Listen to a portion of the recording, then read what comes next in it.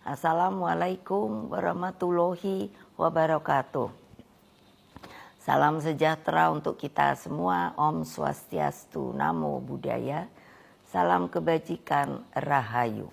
Salam Pancasila, Merdeka. Saudara-saudara sekalian, seluruh rakyat Indonesia yang saya cintai dan banggakan dimanapun kalian berada. Puji syukur kehadirat Allah Subhanahu wa Ta'ala atas rahmat dan karunia-Nya yang diberikan kepada kita semua. Pada momentum yang sangat baik ini, setelah mendengarkan dengan seksama terhadap apa yang terjadi dalam kehidupan politik kita masa sekarang dan mempertimbangkan segala sesuatunya dengan hati nurani yang jernih, sebagai kontemplasi, maka saya memutuskan sudah tiba saatnya untuk berbicara. Berbicara dengan nurani, berbicara dengan tuntunan akal sehat, dan berbicara dengan kebenaran yang hakiki. Dengan melihat persoalan yang kita hadapi akhir-akhir ini, maka izinkan saya berbicara di sini sebagai anak bangsa yang ikut berjuang bagi tegaknya demokrasi Indonesia, juga berbicara sebagai Presiden kelima Republik Indonesia dan sebagai Ketua Umum Partai Demokrasi Indonesia Perjuangan. Saudara-saudara sekalian, keputusan Majelis Kehormatan Mahkamah Konstitusi telah memberikan cahaya terang di tengah kegelapan demokrasi. Keputusan MK tersebut menjadi bukti bahwa kekuatan moral, politik kebenaran, dan politik akal sehat tetap berdiri kokoh meski menghadapi rekayasa hukum konstitusi. Kita semua tentunya sangat-sangat prihatin dan menyayangkan mengapa hal tersebut sampai terjadi. Berulang kali saya mengatakan bahwa konstitusi itu adalah pranata kehidupan berbangsa dan bernegara yang harus diikuti dengan seluruh-seluruhnya. Konstitusi tidak hanya ditaati sebagai sebuah hukum dasar tertulis, namun konstitusi itu harus memiliki roh yang mewakili kehendak, tekad, dan cita-cita tentang bagaimana bangunan tata pemerintahan negara disusun dan dikelola dengan sebaik-baiknya, seperti yang dicita-citakan oleh para pendiri bangsa. Apa yang terjadi saat ini mengingatkan saya ketika sebagai Presiden Republik Indonesia saat itu diperintahkan melalui perubahan ketiga Undang-Undang Dasar 1945 yang diatur dalam pasal 7B, pasal 24 ayat 2, dan pasal 24C tentang dibentuknya Mahkamah Konstitusi. Dari namanya saja, Mahkamah Konstitusi ini seharusnya sangat-sangat berwibawa, memiliki tugas yang sangat berat dan penting guna mewakili seluruh rakyat Indonesia di dalam mengawal konstitusi demokrasi. Dengan perannya yang begitu penting, saya sangat serius menggarap pembentukannya.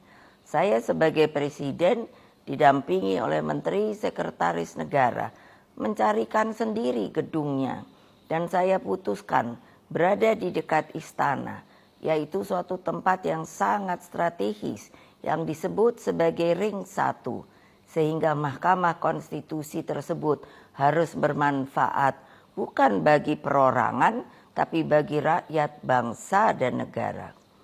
Saya ingat waktu itu, Ketua MK yang pertama adalah Pak Jimli Asidiki, dan saya sangat berterima kasih atas segala konsistensinya selama ini.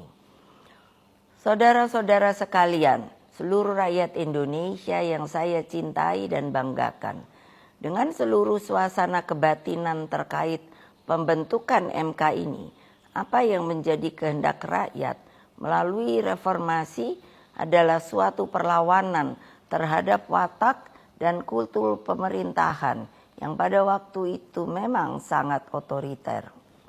Dalam kultur otoriter dan sangat sentralistik ini lahirlah nepotisme, kolusi, dan korupsi. Praktek kekuasaan yang seperti inilah yang mendorong lahirnya reformasi. Semangat reformasi yang berkobar-kobar itu menggerakkan rakyat hingga masuklah zaman demokrasi.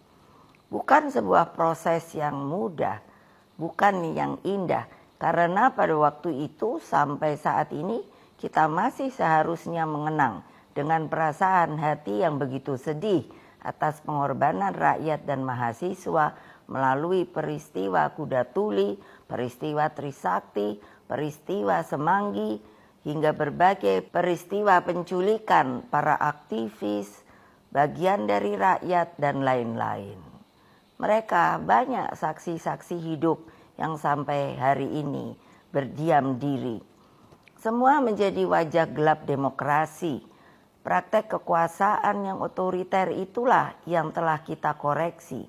Maka melalui reformasi, janganlah lupa, lahirlah demokratisasi melalui pelaksanaan pemilu presiden dan wakil presiden secara langsung dan terbatas, serta undang-undang tentang pemerintahan yang bebas dari nepotisme, kolusi, dan korupsi. Apa yang terjadi di Mahkamah Konstitusi akhir-akhir ini telah menyadarkan kita semua bahwa berbagai manipulasi hukum kembali terjadi. Itu semua akibat praktek kekuasaan yang telah mengabaikan kebenaran hakiki politik atas dasar nurani. Saudara-saudara sekalian, seluruh rakyat Indonesia yang saya cintai dimanapun kalian berada, jangan lupa kita adalah bangsa pejuang. Kita bangsa yang mampu mengatasi berbagai cobaan sejarah. Karena itulah dalam situasi seperti ini, mari kita kawal pemilu 2024 dengan nurani dan sepenuh hati. Kita jadikan pemilu 2024 sebagai momentum untuk mendapatkan pemimpin terbaik yang benar-benar mewakili seluruh kehendak rakyat Indonesia, mengayomi agar Indonesia menjadi bangsa hebat, unggul, dan berdiri di atas kaki sendiri. Rekayasa hukum tidak boleh terjadi lagi. Hukum harus menjadi alat yang menghadirkan kebenaran. Hukum harus menjadi alat mewujudkan keadilan. Hukum harus menjadi alat mengayomi seluruh bangsa dan negara Indonesia. Dengan keadilan inilah kemakmuran pasti akan bisa diwujudkan. Karena itulah terus genggam erat semangat reformasi itu. Jangan lupa terus kawal demokrasi berdasarkan nurani. Jangan takut untuk bersuara, jangan takut untuk berpendapat, selama segala sesuatunya tetap berakar pada kehendak hati rakyat. Terus kawal dan tegakkan demokrasi. Itulah kewajiban kita sebagai warga bangsa dan bahkan menjadi keharusan setiap anak negeri dan bangsa agar tidak terjadi kesewenang-wenangan. Sebab kedaulatan rakyat harus terus kita junjung tinggi. Pemilu yang demokratis, yang jujur, adil, langsung, umum, bebas, dan rahasia harus dijalankan tanpa ada kecuali.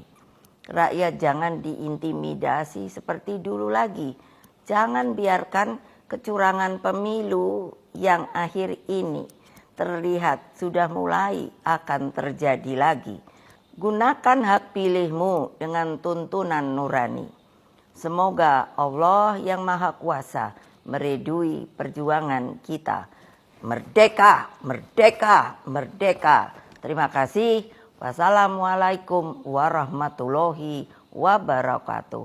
Om Santi, Santi, Santi Om Rahayu.